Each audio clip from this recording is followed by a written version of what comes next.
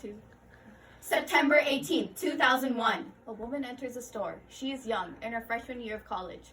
As she waits in line, she feels the uncomfortable glare of the stranger behind her, when suddenly he plunges a knife of hatred straight into her heart. "Go back to your country," he shouts. But this is her country, her home, her life. Millions of Muslims around the world experience this discrimination.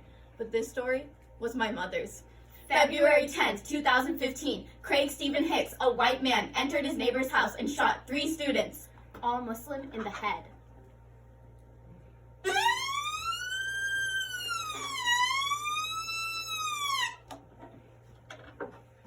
White people have committed 3 times more domestic terrorist acts than Muslims, but you don't stereotype them into shooters. You don't harass white people. You don't persecute them based on their religion. There are only a handful of extremist groups throughout Islam. But doesn't the same go for every religion? White people say we can't blame them for genocide or slavery, but they blame all Muslims for terrorism.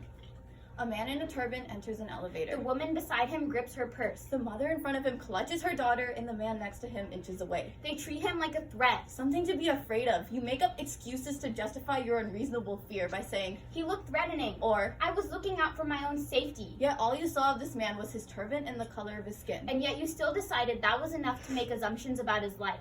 If you cannot see past our brown skin, past the cliches society has reserved for us, then you are a xenophobe, a racist, blinded by hate. There is a Muslim problem in this world. You know it, and I know it.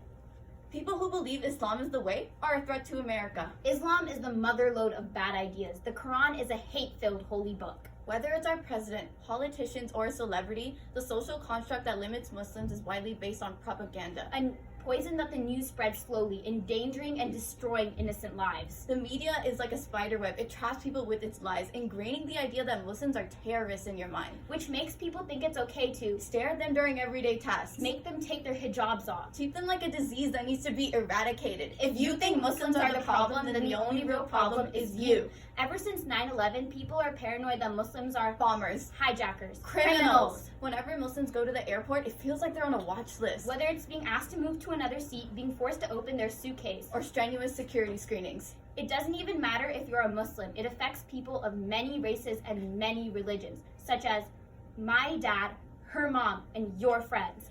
Think of how many Muslims are uncomfortable because of the way people see them. Think of how the stares you give them make them feel. Think of how for every decision you make, they must think twice. Realize jihad does not mean to condemn. It literally means to struggle. Realize Islam is not about violence. It is a religion based upon peace. Realize Islam is about devotion. It is humbling oneself. It is loyalty.